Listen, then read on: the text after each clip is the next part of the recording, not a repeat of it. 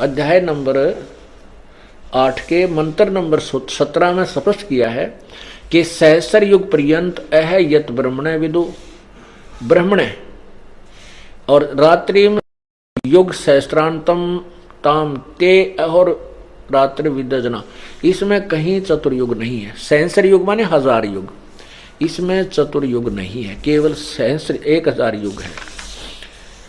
इन्होंने ब्राह्मण का अर्थ ब्रह्मा कर दिया, नहीं।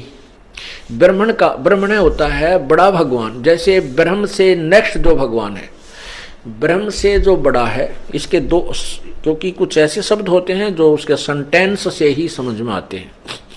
तो यहाँ जो सेंटेंस बनता है कि जो ब्रह्म से नेक्स्ट जो परमात्मा बड़ा भगवान है वो ब्रह्म है, उसका एक दिन, क्योंकि पूर्ण ब्रह्म का तो दिन रात का मतलब है नहीं, उसके वहां तो कोई दिन रात है ही नहीं, उसकी तो आयु से संबंध ही नहीं है। आयु जहां तक चल रही है, जिसका समय निर्धारित है, वो ब्रह्म और परब्रह्म तक ही और नीचे के देवताओं का ही है और हम मनुष्यों का। तो इससे ये निष्कर्ष ये ऐसे सुलझते हैं ये अर्थ। तो ये परब्रह्म का एक दिन 1000 युग का है, नोट चतुर्युग। इन बातों से हम निष्कर्ष निकालेंगे, क्योंकि गीता एक बहुत ही पवित्र सदग्रंथ है और इसमें बहुत ही गूढ़ ज्ञान है, और इस गूढ़ ज्ञान को समझने के लिए तत्वदर्शी संत की ही आवश्यकता पड़ती है, और बाकी इसका अनुवाद नहीं कर सकते। ठीक है, शब्दों का अनर्थ करके चाहे वो किसी तरह गढ़ दिया इन्होंने, और अभी तक जनसाधारण को मूर्ख भी खूब बना लिया, क्योंकि जनसाधारण को स्वयं ज्ञान नहीं था।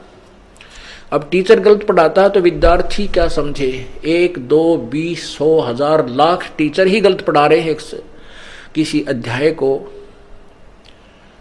तो विद्यार्थी सेट हो जाती है, चाहे वो भले ही गलत है। अब जो सही टीचर आता है फिर उसको ठीक कराता है, फिर उनके सामने प्रत्यक्ष करता है, तो वो उसको ठीक समझ लेते हैं। तो इसमें इस परब्रह्म का एक दिन 1000 युग का है और इतनी ही रात्रि होती है।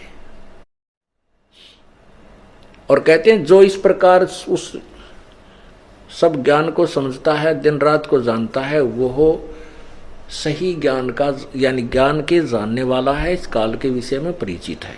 इसका अर्थ ये है।